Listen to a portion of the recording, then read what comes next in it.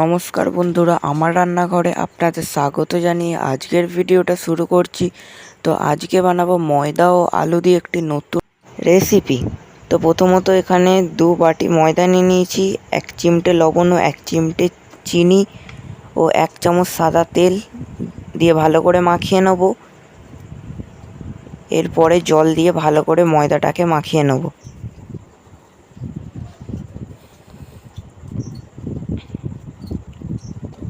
তো এখানে আমার ময়দা মাখা কমপ্লিট হয়ে গেছে। এবার একটি ভিজে কাপড়কে এটা দিয়ে চাপা দিয়ে দেবো। তো অন্যদিকে একটি কড়াইতে তেল গরম করে কিছু ফোড়ন দিয়ে একটি পেঁয়াজকে কুচি কুচি করে কেটে দিয়ে দেবো। এরপর একটা লঙ্কাকে কুচি কুচি করে কেটে দিয়ে দেবো। এরপরে হাফ চামচ লবণ, হাফ চামচ হলুদ ও হাফ চামচ লঙ্কার গুঁড়ো দিয়ে ভালো করে মিশিয়ে নেবো। এরপর একটা গাজরকে গ্রেট করে রাখা দিয়ে দেবো, দিয়ে এটাকেও ভালো করে মিশিয়ে নেবো। এরপরে একটা সেদ্ধ করে রাখা আলু ভালো করে মাখিয়ে দিয়ে দেবো।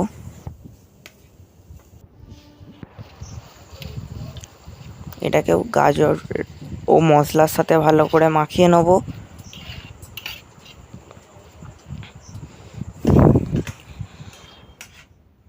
এরপরে দিয়ে দেবো 1 চামচ চাট মশলা। তো কিছু বাদাম এখানে গুঁড়ো করে দিয়ে দিয়েছি।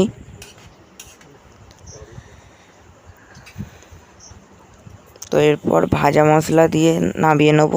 তো অন্যদিকে এবার আটা মাখার কাপড়টা সরিয়ে লেচি করে নেব। তো এবার বেলে নেব, লিচিগুলোকে ভালো করে বেলে নেব। এরপর এই রকমভাবে 4টি সাইডকে মুড়ে নিতে হবে।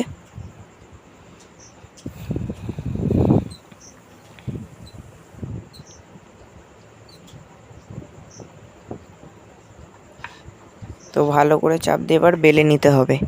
তো বেলে নিয়ে কিছুটা করে পুর দিয়ে 4টি পাশে জল লাগিয়ে নিয়ে এটিকে এবার মুড়ে নিতে হবে।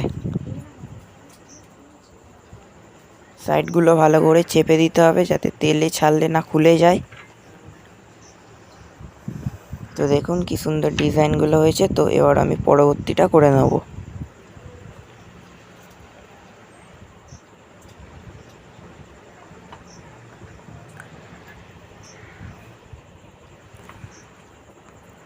তো এবার পুর দিয়ে চারিপাশে জল লাগিয়ে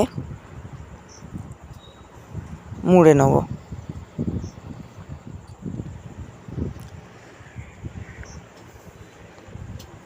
তো এখানে আবার সবগুলো কমপ্লিট হয়ে গেছে। তো ডিজাইনটা কি সুন্দর হয়েছে বন্ধুরা কমেন্ট করে বলবেন। তো এখানে তেল গরম হয়ে গেছে, এবার এক এক করে দিয়ে দেবো।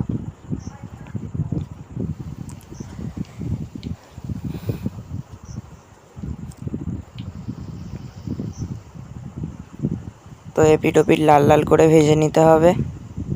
এখানে আমার লাল লাল করে ভাজা শুরু হয়ে গেছে।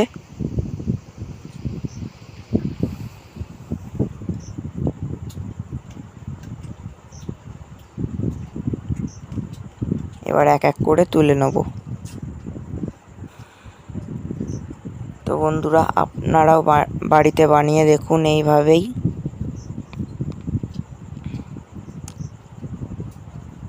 ভিডিওটি ভালো লাগলে একটি সাবস্ক্রাইব, লাইক ও কমেন্ট অবশ্যই করে দেবেন। টাটা।